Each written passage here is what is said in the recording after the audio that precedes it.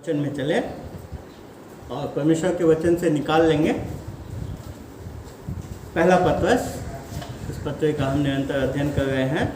पहला पत्रस उसके चौथे अध्याय के प्रथम 6 पदों को हम पढ़ेंगे। पहला पत्रस उसका चौथा अध्याय उसके 1 से 6 पद तक को पढ़ेंगे। अगर आप BSI की बाइबल का इस्तेमाल कर रहे हैं तो नए नियम के भाग में पृष्ठ संख्या 326 पे। अगर हम सब ने निकाल लिया है तो आइए परमेश्वर के वचन के पढ़े जाने के आदर में अपने अपने स्थानों पे खड़े हो जाएं। अगर हम खड़े हो सकते हैं तो परमेश्वर के वचन के पढ़े जाने के आदर में अपने अपने स्थानों पे खड़े हो जाएं और पढ़ेंगे पहला पत्रस चौथा अध्याय 1 से 6 पद। यह परमेश्वर का वचन है और परमेश्वर के वचन में इस प्रकार लिखा है,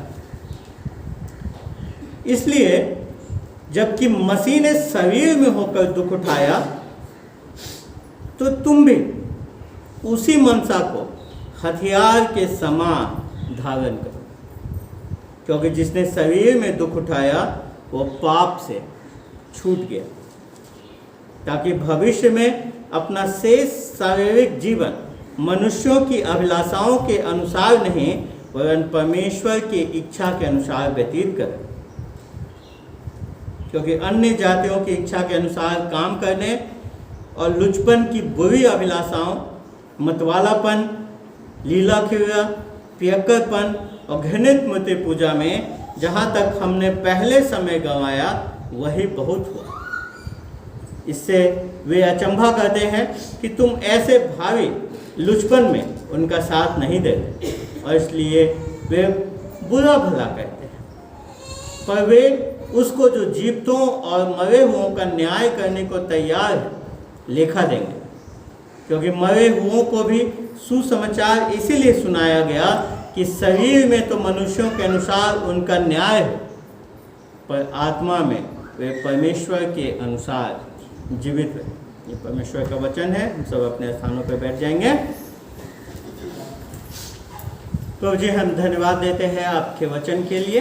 और प्रभु जी, जब आज इस वचन पे हम मनन करते हैं, आप हम सबको अपनी समझ, ज्ञान, बुद्धि दें, ताकि प्रभु जी हम इन बातों को समझ सकें और प्रभु जी इसके द्वारा आप जो हमें बनाना चाहते हैं प्रभु जी हम वो बन सकें। प्रभु जी इस वचन के सुने जाने के द्वारा, इस पे मनन किए जाने के द्वारा प्रभु जी आज हम सब आपके पुत्र प्रभु यीशु मसीह की समानता में एक कदम आगे और बढ़ने वाले हो सकें। प्रभु जी एक बार फिर से हम इस वचन के समझ के लिए आप ही से विनती करते हैं प्रभु जी कि होने दें कि जब हम इस पे मनन कर रहे हैं हम सब इसको अच्छे से समझ सकें, ऐसे अपने प्रत्येक दिन के जीवन में लागू करने वाले हो सकें। प्रभु यीशु मसीह के नाम से मांगते हैं, आमीन। पहला पत्रस की जो पत्री है जिसका हम निरंतर अध्ययन करते आ रहे हैं, हम जानते हैं कि ये पूरा का पूरा मसीही दुख और मसीही सताव के बारे में बात करता है। तो बात करता है कि कैसे एक मसीह होने के नाते हम एक ऐसा जीवन जिए, खास करके उस समय में जब हम समस्याओं में हों, हम दुख में हों, हम शोक में हों, तो हम कैसे ऐसा जीवन जिए कि वो दुख, वो तकलीफ, वो समस्याएं, वो सताव हमारे जीवन को तोड़ न दे, हमें तोड़ मरोड़ ख़त्म न कर दें, वरन हमें बेहतर बनाने वाले हो सके। इसी उद्देश्य से पत्रस इस पत्री को लिखा। इसलिए वो कहता है कि मेरा मानना क्या है, मैं क्यों लिख रहा हूँ, ताकि तुम दृढ़ हो जाओ। हम कोई भी ऐसा समय ना आए जब हम अपने विश्वास पे प्रश्न करने लगे, कोई ऐसा दुख, कोई ऐसी तकलीफ, कोई ऐसा समस्या हमारे जीवन में ऐसा ना हो जो हमें हमारे विश्वास से ऊपर लगने लगे, जिसके वजह से हम टूट जाएं। वरन समस्याएं कैसे हमको अच्छा बनाएं, कैसे हमें बेहतर बनाएं, उस ओर हमें बढ़ने की आवश्यकता है। और इसीलिए पहले भाग में पत्रस हमें हमारे पहचान के बारे में बताते हैं। वो हमें बताते हैं कि हम कौन हैं, मसीह में हम कौन हैं। वो बताते हैं कि हम मसीह के चुने हुए, हम परमेश्वर के द्वारा चुने हुए व्यक्ति हैं। हम एक महायाजकों का समाज है, हम एक परमेश्वर की कलीसिया, जो जीवित परमेश्वर की कलीसिया है, हम वो हैं, हम इस संसार के लिए अजनबी हैं, हम परमेश्वर के लोग हैं, ये सब बातें वो बताने का प्रयास करते हैं। उसके बाद वो आगे हमें समझाने लगते हैं कि चूंकि अब हम जो हैं उसके अनुसार हमें कैसा जीवन जीना है, वैवाहिक रूप से हमारे रिश्तों में लोगों के साथ, अधिकारियों के साथ हमारा संबंध कैसा हो, परिवार में हमारा संबंध कैसा हो, और इस संसार में हमारा संबंध एक दूसरे के साथ कैसा होने वाला हो सके। उसके बाद वो अपने पत्री के सबसे मुख्य भाग पे आते हैं और बात करते हैं दुख के बारे में, सताव के बारे में, कि हम कैसे अपने जीवन में दुख का और सताव का सामना करें। जब भी आप पहला पत्र पढ़ते हैं तो इस बात को हमें समझना है कि जो मुख्य पृष्ठभूमि है पहले पत्र की, वो दुख है, वो सताव है, वो उन लोगों को लिखी गई है जो काफ़ी दुख में थे, जो अपने विश्वास के कारण सताए जा रहे थे, जिनों की नौकरियां चली गई थी, जिनके घर जला दिए गए थे, हर एक परिवार से अलग हो गया, तो उन्हें अपना घर, व्यापार, परिवार सब छोड़ करके वो तितर बितर होकर के रह रहे थे। हमेशा हमें इस बात को याद रखना है कि पहला पत्र का पृष्ठभूमि जो है वो दुख है, वो सताव है, और जो कुछ भी बात वहाँ कही जा रही है वो उसी पृष्ठभूमि में पत्रस हमें बता रहे हैं, कह रहे हैं, ताकि हम अपने विश्वास में और दृढ़ होते जाए। और उसका एक चरम सीमा हम देखते हैं, वो पिछले सप्ताह में वो हम देख रहे थे 18 से 22 पद में वो बताते हैं, वो कहते हैं कि दुख को सहने का जो चरम है वो क्या है, कि वो बता रहे हैं कि हर एक दुख, जितना बड़ा दुख है हमारे जीवन में, वो उतने ही बड़े विजय को हमारे लिए लेकर के आता है। और उसका उदाहरण वो देते हैं कि उसका उदाहरण सबसे बड़ा और सबसे अच्छा उदाहरण कौन है? यीशु मसीह। वो हमें बताते हैं कि यीशु मसीह जब अपने सबसे कठिन दौर में था, अपने जीवन के, अपने सांसारिक शारीरिक जीवन के जब सबसे कठिन दौर में था, जब वो सबसे ज़्यादा दर्द में था, जब वो सबसे ज़्यादा सताया जा रहा था, जब वो अपने मृत्यु की ओर बढ़ रहा था, उसी समय वो अपने जीवन में सबसे ज़्यादा विजयी हो रहा था, उस विजय की ओर बढ़ रहा था जिसको संसार नहीं जानता। और पत्रस इसी बात को हमें समझाने सिखाने की प्रयास कर रहे हैं कि चाहे कितना भी कठिन हमारी परिस्थिति क्यों न हो जाए, चाहे कितना ही समाज हमारे विरुद्ध क्यों न हो जाए, लोग हमारे विरुद्ध क्यों न हो जाए, चाहे कितना भी सताव का हमें सामना क्यों न करना पड़े, हमें इस बात को समझना है कि हमारी कठिन परिस्थितियाँ, हमारा कठिन समय, हमारा दुख हमें हमारे विजय की ओर बढ़ाता है।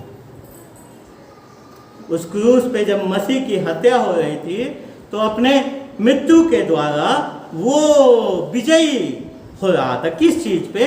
वो पाप पे विजय पा रहा था, वो शैतान पे विजय पा रहा था, वो दुष्ट आत्माओं पे विजय पा रहा था, वो मृत्यु पे विजय पा रहा था।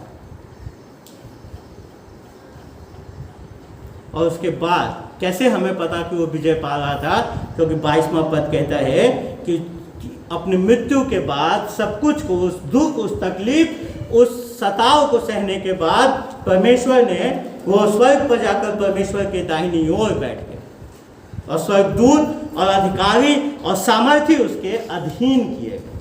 वो महिमावान हुआ अपने दुख के बाद, अपने तकलीफ के बाद, अपने सताव के बाद, अपने मृत्यु के बाद। वो महिमावान, परमेश्वर ने उसे उस महिमा को दिया जो छोड़ के वो आया था। तो अपने सबसे कठिन घड़ी में वो अपने सबसे विजय पथ की ओर बढ़ रहा था। तो पत्रस हमें सिखाने का प्रयास कर रहा है कि आपके दुख में ही आपकी विजय है, आपके सताव में आपकी विजय है, उसके द्वारा ही आप जयवंत हो रहे हैं, उसी के द्वारा आप आगे बढ़ रहे हो। इन्हीं सब बातों को ध्यान में रखते हुए इस पृष्ठभूमि के साथ हम चौथे अध्याय के पहले पद में आते हैं। अब चौथा अध्याय का पहला पद शुरू होता है इसलिए शब्द अपने आप में बता रहा है कि जो पीछे अब तक कहा गया है वो उसी से जुड़ा हुआ आगे का भाग है, उसी से जुड़ा हुआ है जो तीसरे अध्याय में कहा गया, जो अभी तक पत्रस बात कर रहा था, उसी के आधार पर वो कहता है, इसलिए जबकि मसीह ने शरीर में होकर दुख उठाया तो तुम भी उसी मनसा को हथियार के समान धारण करो। एक तरह से जो अभी तक पतरस बात कर रहा था उसको एक वाक्य में वो इस पद में सार उसका प्रस्तुत कर दे रहा है। वो कह रहा है कि इसीलिए शब्द इसी बात को बता रहा है कि जो अब तक कह रहा था उसी से जुड़ा हुआ भाग है। वो कह रहा है कि चूंकि मसीह ने दुख उठाया और उस दुख को उठाने के द्वारा विजय हुआ, तो इसलिए तुम भी उसी मनसा को हथियार के रूप में क्या करो, धारण करो। कहने का मतलब तुम भी दुख उठाने के लिए तैयार हो, क्यों इस बात को जानते हुए कि यही दुख उठाना तुम्हारे लिए विजय को लेकर के आए। और यही बात जो अब तक कही गई है उसका लागू करने एक प्रकार से पतरस यहाँ पे इस एक पद में लेकर के आ रहे। वो कह रहे कि मसीह के लिए दुख उठाना बेहतर है। इस संसार के साथ, इस संसार के लिए दुख उठाने से बेहतर है कि हम मसीह के लिए दुख उठाएं, हम धार्मिकता के लिए दुख उठाएं। ये ज़्यादा अच्छा है बजाय इसके कि हम दोषी होकर के दुख उठाएं। जब हमारा सताव होता है, जब हमें सताया जाता है, तो वो दुख उठाना हमारे लिए अच्छा है, क्योंकि वही दुख उठाना हमारे सबसे बड़े आत्मिक विजय को लेकर के आएगा। इसलिए हमें उस मनसा को धारण करना है। और पूरे 4 अध्याय 1 से 6 पद में पतरस इसी बात को क्या हम देखते हैं कि आगे बढ़ाता है। कहता है कि कैसे हम उस मनसा को धारण कर पाएंगे, कैसे हम सही दिशा में दुख को सह पाएंगे, दुख का सामना करने पाएंगे, सताव का सामना करने पाएंगे। पतरस कहता है कि 3 बातों को हमें याद रखने की आवश्यकता है, 3 सच्चाइयों को हमें याद रखने की आवश्यकता है। और प्रथम और तीनों सच्चाई क्या है, हमारे वर्तमान, हमारे भूत और हमारे भविष्य काल से संबंधित है। हमारे वर्तमान, हमारे भूत और हमारे भविष्य काल से संबंधित है। और सर्वप्रथम वो वर्तमान पे आता है। कहता हमें पहली सच्चाई जो हमेशा हमें हमारे दुख के समय में, तकलीफ के समय में, मुसीबत के समय में, सताव के समय में समझना है, वो समझना है कि हमारा पहचान मसीह में, मसीह के साथ हमारा पहचान होता है। प्रथम 2 पद में वो इसी बात को कहा है कि मसीह के साथ हमारा पहचान होता है। कहता है इसलिए मसीह ने शरीर में होकर दुख उठाया। देखिए मसीहियत जो है, जो मसीह धर्म है, मसीह जीवन है, वो कोई नियम कानून नहीं है, कुछ सेट ऑफ रूल्स नहीं है कि इसका हम अनुसरण करेंगे और हम हो जाएंगे, नहीं। तो सर्वप्रथम कहते हैं कि क्या है मसीहियत, वो एक बात में, एक लाइन में कह रहा है कि क्या है कि मसीह ने हमारे लिए क्या उठा लिया, दुख उठा लिया। परमेश्वर का पुत्र, तो एक परमेश्वर का जो दूसरा है उसमें, तो एक परमेश्वर में दूसरा परमेश्वर पुत्र, उसने हमारे लिए क्या उठा लिया, दुख उठा लिया। उसने मनुष्यों के तिरस्कार को हमारे लिए उठा लिया। उसने क्रूस के उस वेदना को हमारे लिए उठा लिया। उसने परमेश्वर के क्रोध को, परमेश्वर के कोप को हमारे लिए उठा लिया। क्यों? ताकि हमें उस दुख से, उस दर्द से अनंत काल के लिए बचा सके। वो हमारे स्थान पर क्या कहता है कि जब दुख उठाया, किसके लिए? हमारे लिए। हमारे स्थान पे उसने उस दुख को उठाया। वो हमसे अपनी पहचान करता है। और इसीलिए पतरस हमें कहते हैं कि सर्वप्रथम अगर आप दुख को सही ढंग से देखना चाहते हैं, तकलीफ को, सताव को अपने जीवन में सही से सामना करना चाहते हैं, तो आपको सर्वप्रथम समझना होगा कि आप क्या हैं। आपका पहचान जो है मसीह के साथ आपकी पहचान होती है। और चूंकि मसीह के साथ आपकी पहचान होती है, तो इसके वजह से आपके मनोदशा में, आपके विचार में, आपके दिमाग में एक अंतर आना चाहिए। वो हमारे मनोदशा को प्रभावित करना चाहिए, हमारी मनसा को प्रभावित करना चाहिए। इसलिए वो कहता है कि तुम भी उसी मनसा को हथियार के समान धारण करो। एक प्रकार से जैसे सैनिक जो है जब युद्ध में जा रहा होता है, वो एक एक करके अपने सारे अस्त्र शस्त्र पहनता है। और कभी भी आप देखिए कि सबसे ज़्यादा बल लोग देते हैं अपना सर बचाने के लिए। बाइक भी आप चलाते हैं, बाईसाइकिल भी चलाते हैं तेज, तो कहा जाता है हेलमेट पहन के रहना है, सर को बचा करके रखना है। और वही मसीह जीवन में भी है। कहते हैं कि हमको अपने विचार को, अपने दिमाग को सही दिशा में लेकर के जाना है। कहते हैं कि उसी विचार को, उसी मनोदशा को, उसी उद्देश्य को, उसी मनसा को जो मसीह का था धारण करो। यही हमारे जीवन की सबसे बड़ी चुनौती है कि हम जीवन भर मसीह के समान सोचते रहे, उसके विचार को धारण करें। और बार बार सिर्फ पत्र से नहीं, हम देखते पौलुस भी इस बात पे काफ़ी ध्यान देते हैं। हमारा जो मनसा है, हमारा मनोदशा है, हमारे विचार हैं, वो मसीह के समान होने चाहिए और इसीलिए उसका आचरण, हमारा आचरण होना चाहिए। फिलिपियों में भी पौलुस कहते हैं जैसा मसीह यीशु का स्वभाव था वैसा ही तुम्हारा भी स्वभाव हो। हमें आवश्यकता है कि हम मसीह के समान सोचें। और मसीह दुख के बारे में क्या सोचता था, मसीह सताव के बारे में क्या सोचता था? वो इस दुख को, इस सताव को परमेश्वर की आंखों से देखा। उसका देखने का नजरिया ईश्वरीय था। वो मानवीय दृष्टि से चीज़ों को नहीं देख रहा था। तो हमें कैसे दुख और मुसीबत, तकलीफ, सताव को देखना है? हमें भी उस ईश्वरीय दृष्टिकोण से उसे देखने की आवश्यकता है। और कैसे हम और आप दुख को, मुसीबत को, तकलीफ को ईश्वरीय दृष्टिकोण से देखने के लिए तैयार हो सकते हैं? जब हम उसके वचन को जानते हैं, जब हम उसके वचन में समय बिताते हैं, तो हम परमेश्वर के विचार को, परमेश्वर के नजरिए को समझ पाते हैं, उसके लिए तैयार हो पाते हैं। हमें अपने आप को आने वाले दुख को सहने के लिए, उसका सामना करने के लिए तैयार करने की आवश्यकता है। और हम परमेश्वर के वचन के जानने के द्वारा, विश्वास को प्रत्येक दिन अभ्यास करने के द्वारा, मसीह यीशु का अनुसरण करने के द्वारा उस कार्य को कर सकते हैं।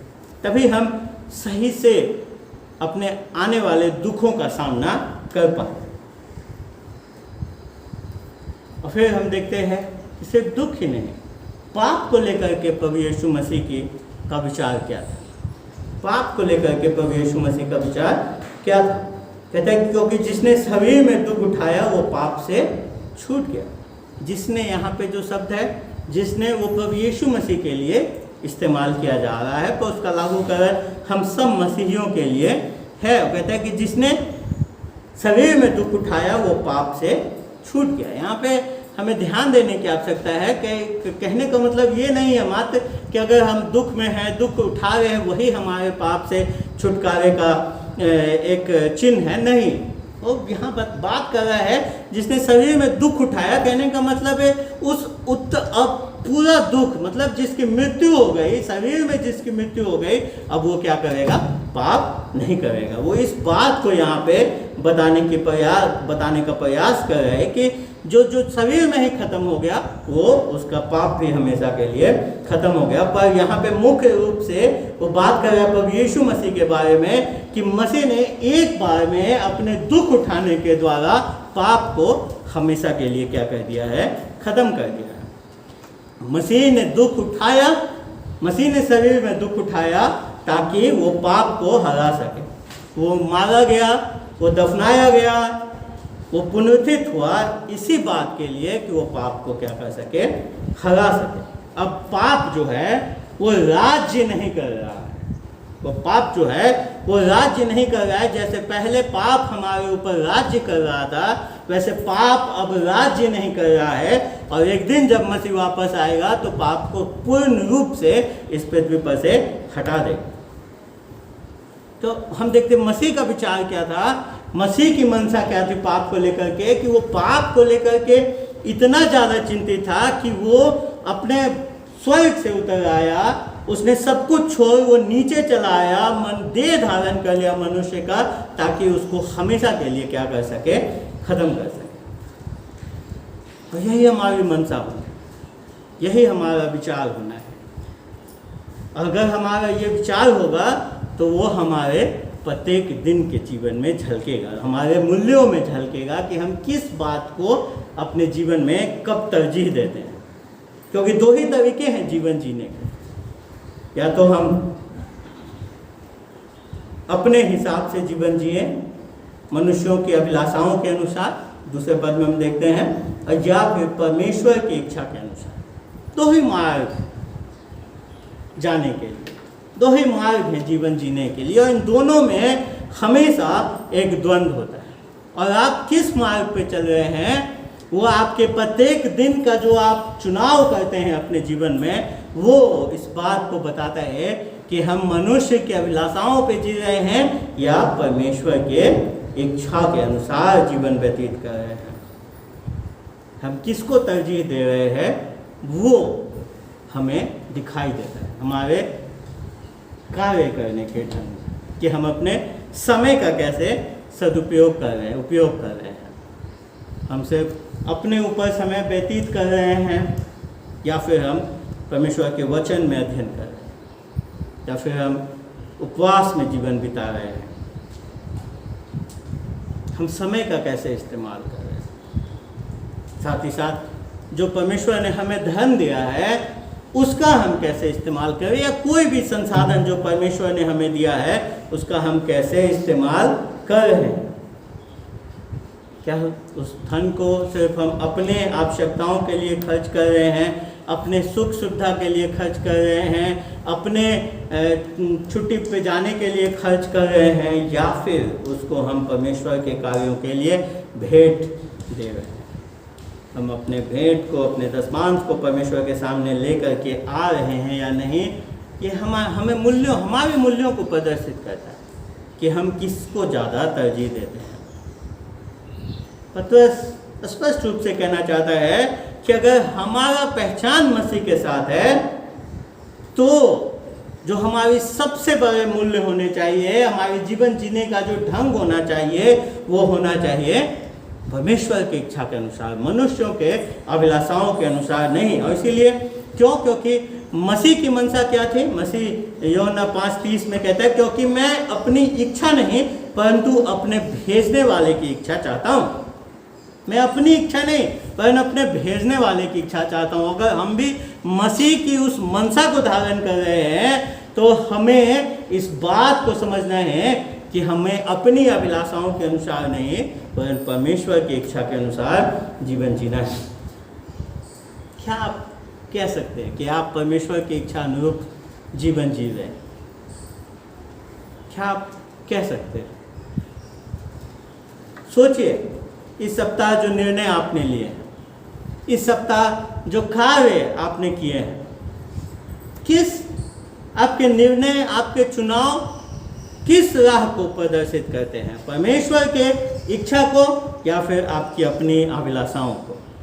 तो पतरस हमें बता रहे हैं कि अगर आप अपने जीवन में दुख, मुसीबत, तकलीफ, समस्या, सताव को सही से सामना करना चाहते हैं तो सर्वप्रथम आपको अपने वर्तमान को समझने की आवश्यकता है कि आपका पहचान मसीह के साथ है, और वो पहचान आपके मनसा को, आपके विचार को, आपके सोचने को प्रभावित करना चाहिए। साथ ही साथ आपके प्रत्येक दिन के चुनाव को, जो आप अपने जीवन में चुनते हैं करना, उसको प्रभावित करना चाहिए। और उसके बाद वो कहते हैं कि सिर्फ वर्तमान ही नहीं, हमें भूतकाल के बारे में भी विचार करने की आवश्यकता है। और 3 और 4 पद में कहते हैं कि हम पाप के गुलाम थे, हम मसीह के साथ हमारी पहचान है और हम पाप के गुलाम थे। जो दूसरे पद में परमेश्वर की इच्छा और मनुष्यों की अभिलाषाओं के बारे में जो बात कर रहा है, उसी को एक प्रकार से 3 और 4 पद में हम देखते हैं कि वो विस्तार से बता रहा है, उसको एक्सप्लेन कर रहा है। और जो कि सिर्फ वही नहीं, वरन जो आदम का में जीवन है और मसीह में जो नया जीवन है, उसके बीच जो अंतर है उसको भी स्पष्ट करता है। 3 पद में कहता है, क्योंकि अन्य जातियों की इच्छा के अनुसार काम करने, लुचपन की बुरी अभिलाषाओं, मतवालापन, लीला की पियक्कड़पन, घृणित मूर्ति पूजा, जहाँ तक हमने पहले समय गवाया वही बहुत हुआ। कि अब मुझे पता नहीं, पर आप सोचते हैं कि नहीं कभी अपने बीते जीवन के बारे में कि मसीह से मिलने से पहले हम क्या थे, क्या थे हम? हाँ, वो बहुत सुहावना नहीं लगता, बहुत अच्छा नहीं लगता सोचने में, लेकिन कभी कभी हमें सोचना चाहिए कि हम क्या थे, हम पाप के इस प्रकार से गुलाम थे, इस प्रकार से अपने पापी और शारीरिक अभिलाषाओं के हम क्या थे, गुलाम थे। और पतरस कह रहा है इन विश्वासियों को जो उस क्षेत्र में जिनको ये पत्र लिख रहा है, कह रहा है कि देखो तुम क्या थे पहले, तुम पाप के गुलाम थे, लेकिन मसीह के उद्धार ने तुम्हारे लिए नया जीवन लेकर के आया ताकि तुम नई सृष्टि बन सको, तुम्हारे अंदर एक नई इच्छा आ सके, एक नई आदत आ सके, नए सहयोगी आ सके, नई अभ्यास आ सके तुम्हारे जीवन में, और जो तुम्हारा पाप में जीवन था मसीह में आने से पहले वो खत्म हो सके। जो तुम्हारे जो तुम अपने शरीर की अभिलाषाओं के अनुसार जी रहे थे, मनुष्यों की अभिलाषाओं के अनुसार जी रहे थे, वो खत्म हो सके और मसीह में तुम परिवर्तित हो सको। तीसरे पद में जो सबसे प्रेरणा देने वाली बात है, जो सबसे ज़्यादा हमें प्रोत्साहित करती है, वो ये बात है कि ये सब बातें थी, अब है नहीं, ये सब बातें थी, ये तुम किया करते थे पहले। कब तक? जब तक कि परमेश्वर ने तुम्हें बचाया नहीं। पतरस हर एक जीवन को उसी भाग में बांट रहे हैं जैसे संसार इतिहास को बांटता है, मसीह से पहले और मसीह के बाद। वही बात पतरस यहाँ पे हमें समझाने का प्रयास कर रहे हैं कि मसीह के आने के बाद कुछ ऐसा होता है हमारे जीवन में जो सब चीज को परिवर्तित कर देता है।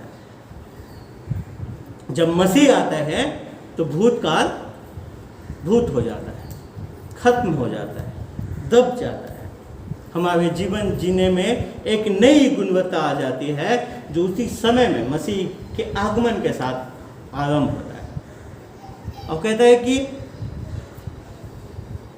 समय पे की बात कर रहा है, क्या है कि जो समय तुमने गवा दिया इन सब कार्यों को करने के लिए, वो अपने आप में क्या है, काफ़ी है। ताकि बहुत समय तुमने गवा दिया इन कार्यों को करने के लिए जब तुम मसीह से पहले नहीं मिले थे। अब हम उतना समय गवा नहीं सकते, समय अब हमारे पास कम है। मसीह में आने के बाद, मसीह को जानने के बाद अब हम उसी कार्यों में समय नहीं गवा सकते। अपने परिवर्तन के बाद ये मूर्खता होगी कि हम अपना जीवन उसी प्रकार से जिए जैसे हम पहले जीते थे,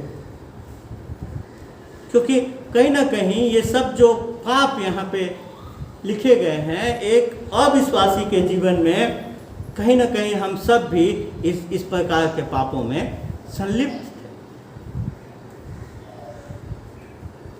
और जब हम सोचते हैं, जब आप अपने परिवर्तन के बारे में विचार करते हैं, तो कई बार हमको लगता है कि वो कितना समय हमने गवा दिया। अगर काश में पहले जान गया होता, काश में पहले इन बातों को समझ गया होता,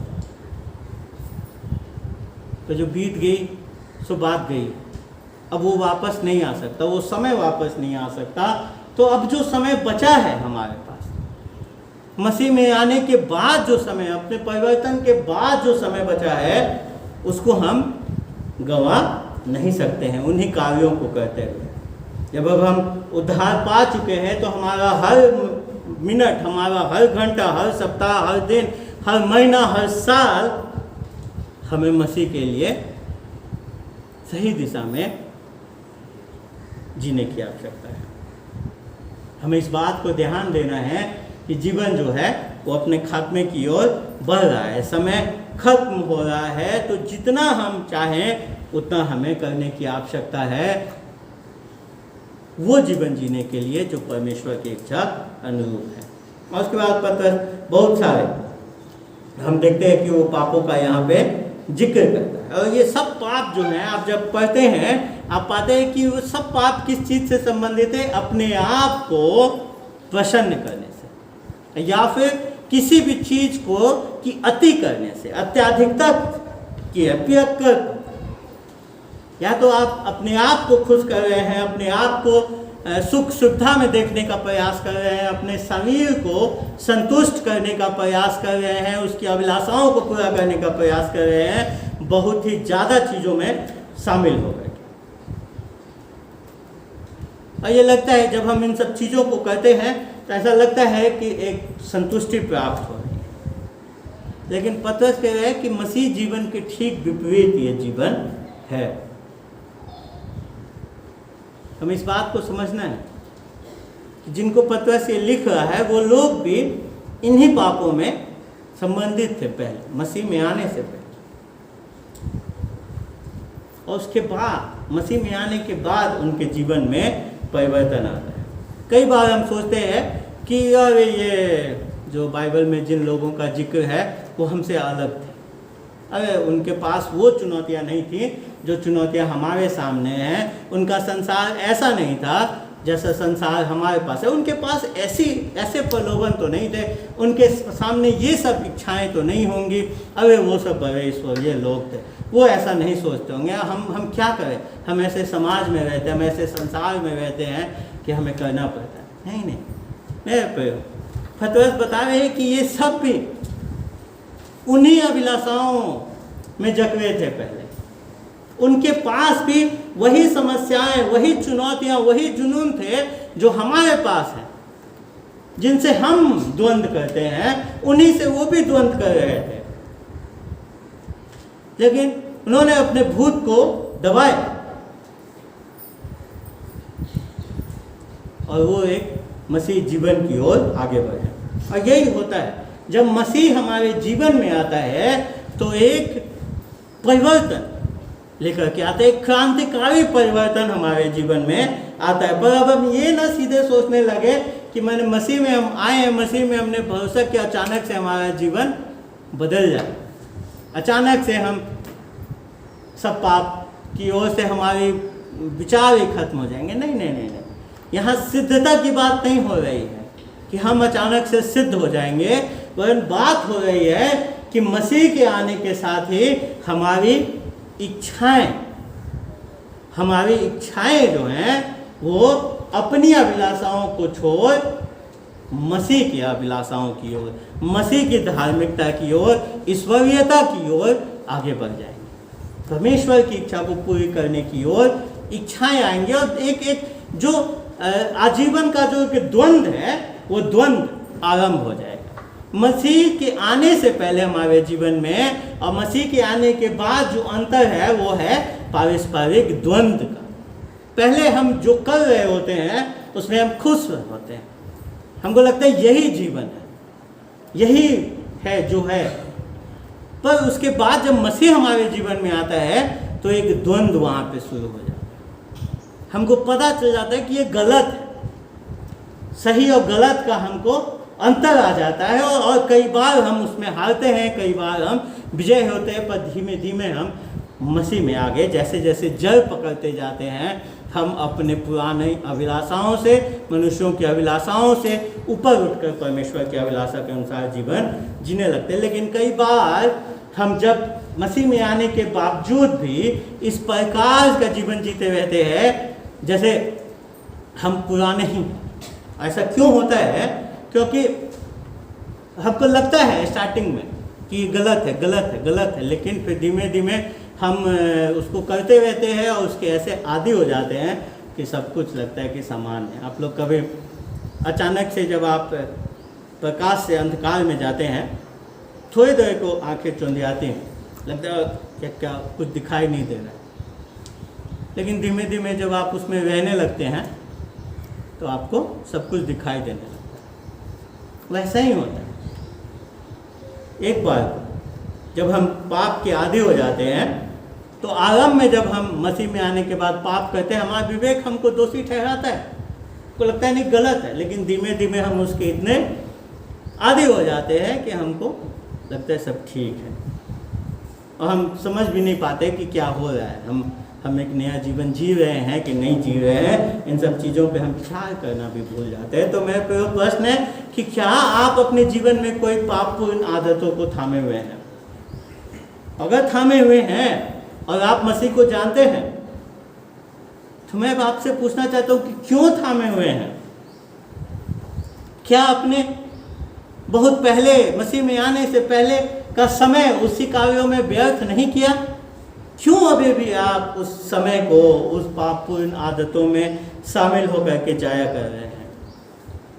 क्योंकि मसीह में आने के बाद, मसीह को समझने के बाद, उसकी मनसा को धारण करने के बाद आप नहीं रह जाते। जैसे मसीह ने कहा कि मेरी इच्छा मेरी नहीं, पर मेरे भेजने वाले की इच्छा मैं पूरी करना चाहता हूँ। एक बार जब हम मसीह को जान जाते हैं तो हम फिर वापस उस अनैतिक जीवन में नहीं जी सकते हैं, हमें उससे अलग निकलना होगा। अगस्तीन जो 3रे-4थे शताब्दी में कलीसिया के बहुत बड़े अगुए हुए, उन्होंने बहुत कुछ को सिखाया। उनका जीवन अनैतिकता का जीवन था और उससे वो फिर करके मसीह में आए थे। और जब वो मसीह में आए तो उन्होंने जिन स्थानों पे वो जाया करते थे अनैतिक कार्यों के लिए, उन स्थानों पे जाना छोड़ दिया। तो एक दिन की वो घटना अपने पुस्तक में लिखते हैं कि वो जब एक दिन सड़क पे जा रहे थे तो किसी एक महिला के पास, जिसके पास वो पहले जाया करते थे, उस महिला ने उसे देखा, उसके पीछे पीछे चिल्लाते हुए गए कि ये मैं हूँ, ये मैं हूँ, ये मैं हूँ, पहचानो मैं हूँ। अंत में अगस्तीन ने मुड़कर उससे कहा कि लेकिन मैं नहीं, मैं बदल गया। वो बोल रहे थे कि मैं हो गया कि मैं नहीं रहा, क्योंकि उनकी अभिलाषाएं बदल गई। मनुष्यों की अभिलाषाओं से अलग परमेश्वर की इच्छा उनके लिए सर्वोपरि।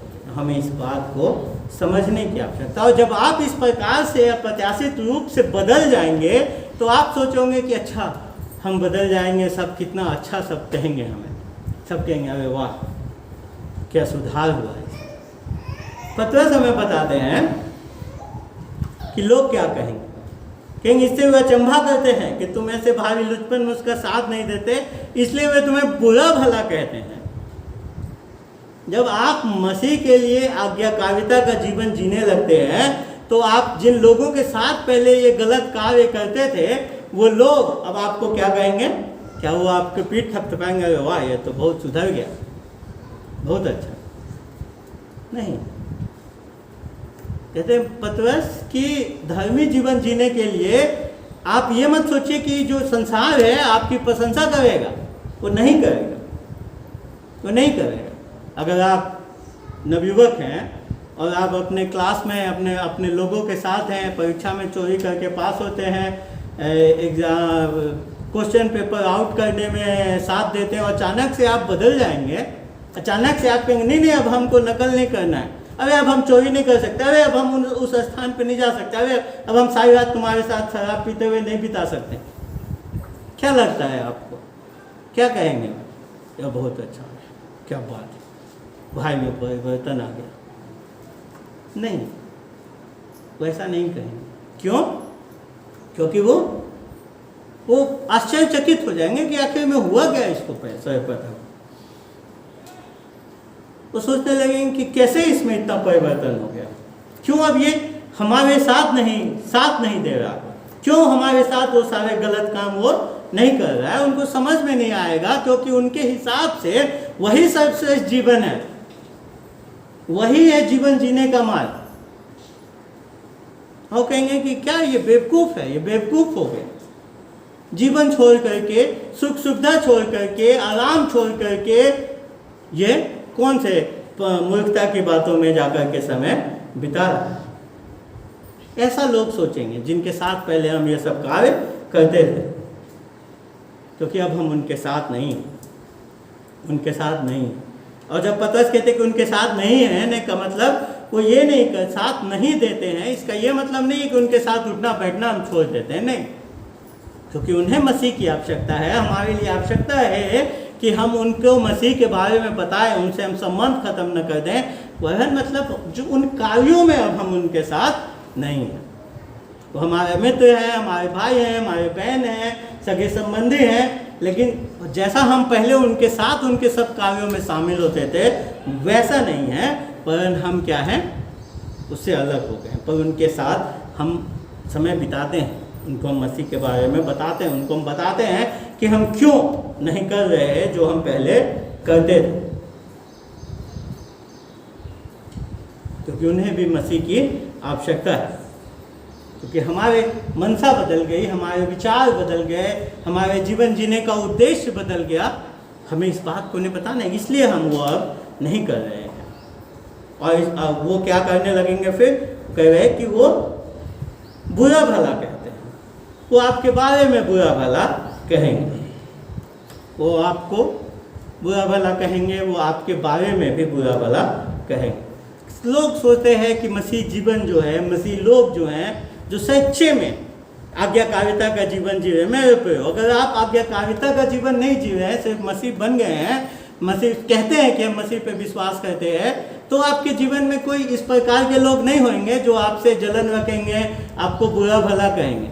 लेकिन अगर आप सच में आज्ञाकारिता का जीवन जिएंगे तो प्रत्येक दिन आपके सामने ऐसे लोग होंगे जो आपको बुरा भला कहेंगे। अगर आप इस समाज के विपरीत जाने का प्रयास करेंगे, अगर आप नौकरी करते हैं और आप अगर रिश्वत नहीं लेते हैं, या अगर व्यापार करते हैं, आप अगर सही से कार्य करते हैं, ईमानदारी से बताते हैं, तो अवश्य है कि लोग आपको बुरा भला कहेंगे। क्यों? क्योंकि वो समझ नहीं पाते कि ये क्या कर क्यों रहा है। इसमें जब इसको 2 पैसे मिल रहे हैं तो ये क्यों नहीं कर रहा है? मैं बुराई सिर्फ इसमें नहीं है, पियक्कड़पन ही एकमात्र चीज़ नहीं है। हम सोचते हैं कि अगर पीना छोड़ देंगे तो क्या लोग अच्छा ही कहेंगे, चलो ठीक है नहीं पीता। नहीं नहीं नहीं नहीं, उसके लिए नहीं, बाकी प्रत्येक दिन के जीवन में जब आप आज्ञाकारी होंगे, आप स्कूल कॉलेज में नकल करने से मना कर देंगे, नकल कराने से मना कर देंगे, आपको लोग बुरा भला कहेंगे। महिलाएं, अगर आप एक दूसरे की चुगली करना बंद कर देंगे, किसी के बारे में एक दूसरे को बताएंगे नहीं, अचानक से कहेंगे अरे क्या हो गया, पहले तो ये पड़ोस का खाल खबर देती थी, अब क्या नहीं दे रही, क्या हो गया इसको। हमें समझना है मेरे पे, क्योंकि संसार जो है, अगर आप सही आज्ञाकारिता का जीवन जी रहे हैं, मसीह जीवन जी रहे हैं, तो वो आपको मूर्ख समझते हैं। तो सोचते हैं कि क्या है, इसके जीने का कोई अर्थ नहीं है। और वो कई भली बुरी बातें आपके बारे में कहेंगे और आपको भी कहेंगे, क्योंकि उनके हिसाब से वो इस चीज़ के प्रति आश्वस्त है कि वो जो जीवन जी रहे हैं वही जीवन जीने का मार्ग। तो आप पे आरोप भी लगाएंगे अपने बुराइयों को छुपाने के लिए। क्योंकि जब आप हमने पहले भी जब 3रे अध्याय का अध्ययन कर रहे थे, हमने देखा था कि जब आप एक धर्मी जीवन जीते हैं तो आपका धर्मी जीवन ही उनके सामने उनके अधार्मिकता को खड़ा कर देता है, उनके विवेक पे प्रश्न उठाता है, उनको दोषी ठहराता है। और वो नहीं चाहेंगे कि वो दोषी ठहराए जाएं, इसलिए वो आपको दोषी ठहराने की कोशिश करेंगे। लेकिन ऐसे समय में हमें याद रखना है तीसरी सच्चाई को, जो पतरस कहते हैं 5वें और 6ठे पद में, कि हम सबको न्याय का सामना करना है। हर एक व्यक्ति को परमेश्वर के न्याय का सामना करना है। हर एक को उस न्याय के सामने एक दिन खड़ा होना है। तो जो उस दिन विश्वासी नहीं है, उनके साथ क्या होगा? वो न्याय के भागी होंगे। आज वो हम पे आरोप लगा रहे हैं, आज वो आपको दुख दे रहे हैं, आपको सता रहे हैं, लेकिन हमें इस बात को पता कहते हैं कि याद रखो, जितने लोग तुम्हें सता रहे हैं, जो लोग तुम्हें बुरा भला कह रहे हैं, जो सब तुम्हें परेशान कर रहे हैं, जिनके वजह से तुम्हारे जीवन में दुख है, तकलीफ, मुसीबत है, हर एक को परमेश्वर के सामने खड़ा होना है। हर एक को उसका लेखा उस परमेश्वर को देना है।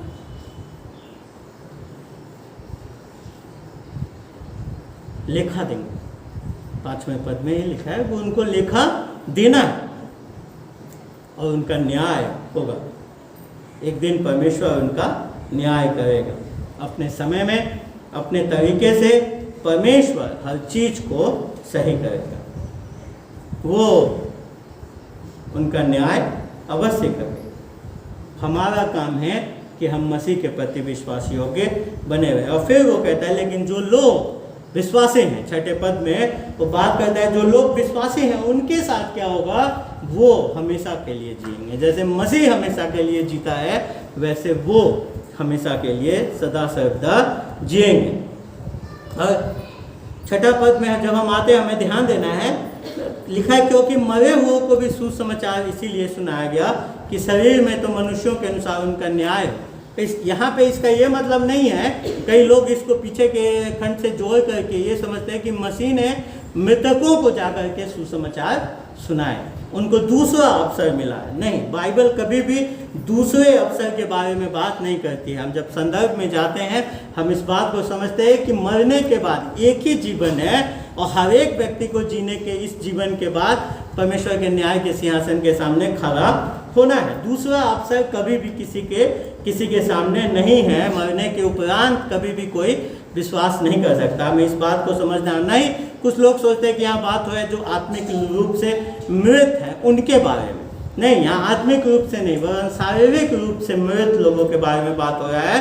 पर इसको हमें समझने के लिए इसके संदर्भ में जाकर के जब हम इसको समझते हैं तो इसका मतलब है पतरस लिखे उन लोगों के बारे में जो सुसमाचार को सुनने के बाद उस पर भरोसा करने के बाद वो मर गए, उनके बारे में यहाँ पे बात हो है। जिन्होंने सुसमाचार को सुना है उसका सकारात्मक रूप से प्रत्युत्तर दिया है, उस पर भरोसा किया, उसके बाद मर गए। वो कहता है कि सुसमाचार इसीलिए सुनाया गया, किनको, सुसमाचार जो जीवन देने वाला है वो सुनाया गया किसको, जो मरे हुओं को सुसमाचार इसीलिए सुनाया गया, जो मर चुके हैं, जो अब मर गए हैं, लेकिन जो पहले जीवित थे उन्होंने सुसमाचार को सुना है, उन्होंने उस पर भरोसा किया है। खास करके पतरस के दिमाग में ऐसे लोग होंगे जो उस समय में जो सताव चल रहा था उस समय में मसीह लोग जिन्होंने सुसमाचार पे विश्वास किया और अपने विश्वास के कारण जिन्हें मृत्यु का सामना करना पड़ा, जिनकी हत्या हो गई, जो शहीद हो गए, उनके बारे में वो सोच रहा है और कह रहा है कि जो मर भी गए हैं, अब जो मर गए हैं सुसमाचार सुनने के बाद वो भी क्या होंगे, उस न्याय के दिन में क्या होंगे, वो जिएंगे, वो हमेशा का जीवन जिएंगे। वो कहता है कि चाहे शरीर में, कहता है कि शरीर में तो मनुष्यों के अनुसार उसका न्याय हो, चाहे शरीर, कहता है कि शरीर में चाहे कैसा भी दुख हमारे जीवन में क्यों ना आया हो, चाहे कैसे भी बुरा बर्ताव हमारे साथ क्यों न किया गया हो, चाहे कैसे भी दंड हमें क्यों न दिया गया हो, चाहे मृत्यु ही क्यों न हमारे जीवन में आ गई हो, लेकिन हमें उस सब को सहने के लिए तैयार रहना है, क्योंकि अंततः जीत हमारी है, अंततः विजय हमारा है। क्योंकि हम मर के भी, इस शरीर में मर के भी हम हमेशा के लिए जीवन को जिएंगे। आत्मा में तुरंत हम जीवित हो उठेंगे और पुनरुत्थान के दिन में शरीर को भी हम वापस पाएंगे।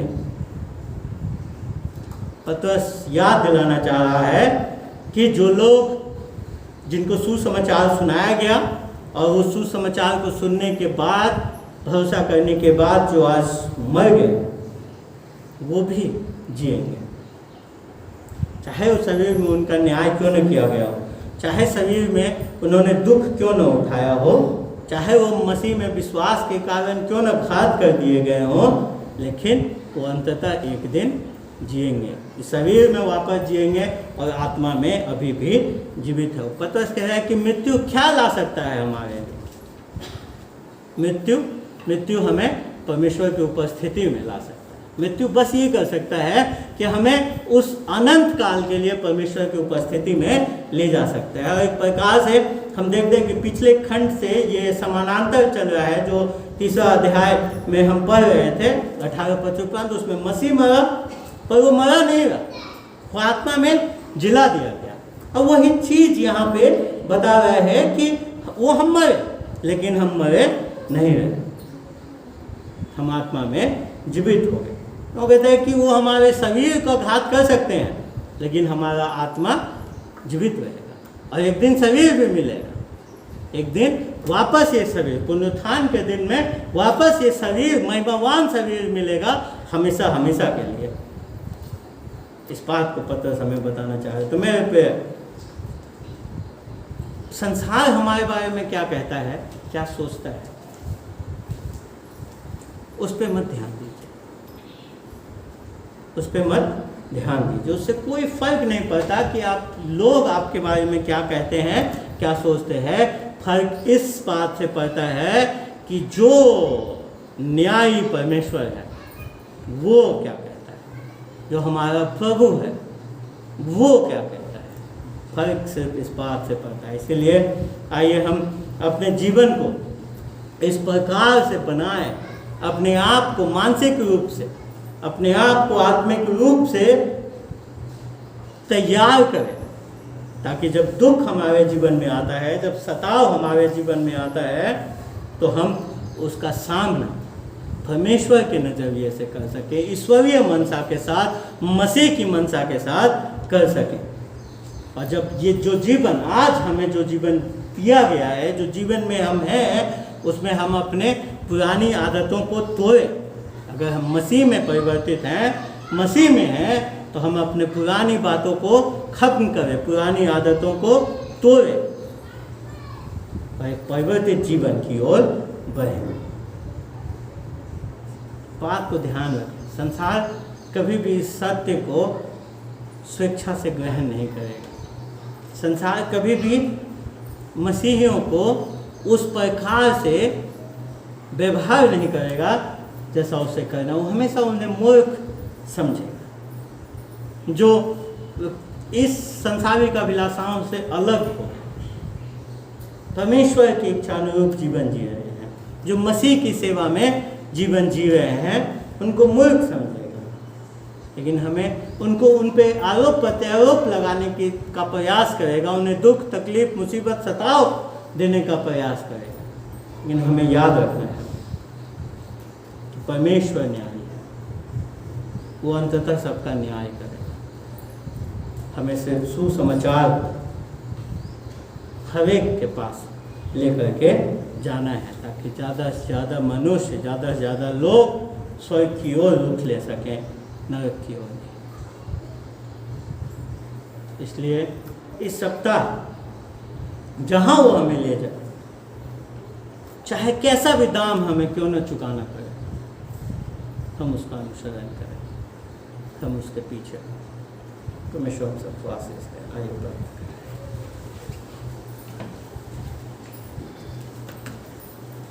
प्रभु जी, हम धन्यवाद देते हैं आपको,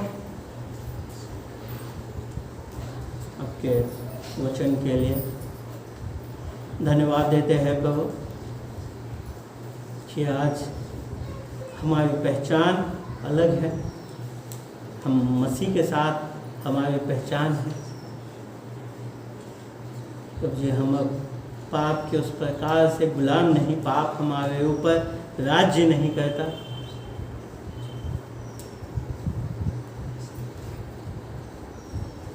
और प्रभु जी, हम धन्यवाद देते हैं कि हम चाहे शरीर में घात भी क्यों न हो जाए, प्रभु जी आत्मा में तुरंत आपके सामने उपस्थित हैं। और एक दिन जैसा बाइबल आपका वचन वादा करता है कि वापस इस शरीर को भी पुनरुत्थान के उस दिन में पाएंगे, तो उस अंतिम न्याय के दिन में पाएंगे। तो जी हम धन्यवाद देते हैं, विनती करते हैं प्रभु कि होने दें, जो हमने सुना है वो हमारे जीवन को इस प्रकार से संचालित करे कि प्रभु जी हम मसीह की उस मनसा को धारण कर सकें, अपने आप को आने वाले दुख तकलीफ मुसीबत सताव को सहने के लिए तैयार करने वाले हो सकें। और प्रभु जी अपने अभिलाषाएं जिनके जकड़न में हम पहले थे उससे निकल कर प्रभु जी वो परिवर्तित जीवन जीने वाले हो सकें। और प्रभु हम जानते हैं कि ये सब हम अपने सामर्थ्य से नहीं कर सकते, परमेश्वर की आपका आत्मा